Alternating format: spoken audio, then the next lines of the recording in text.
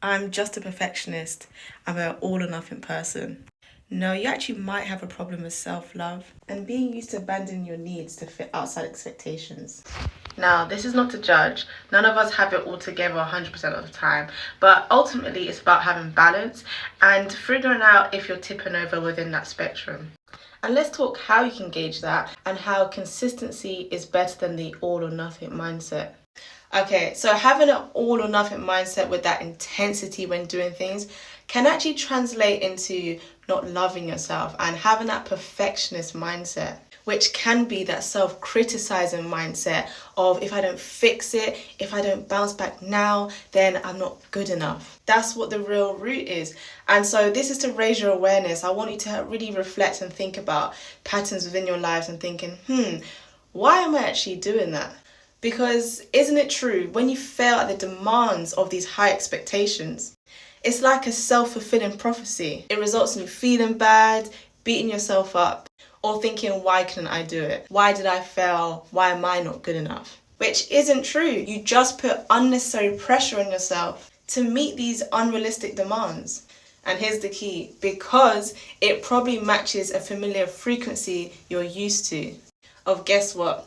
Of chaos, shouldering everyone's unnecessary expectations of you, to regulate them, to fix the problem, and to be their reassurance.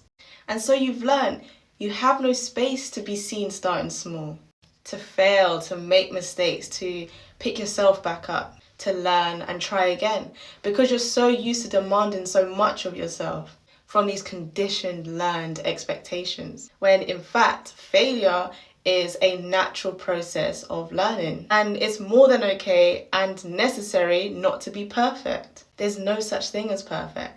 But until you learn to love yourself more and raise your awareness around this pattern, it'll keep happening on autopilot because the brain acts on automaticity. Now, this is stuff I absolutely love. But if you know anything about the brain, it's wired for safety. And so it likes to conserve energy by automating behaviors and patterns that you're already familiar with and used to.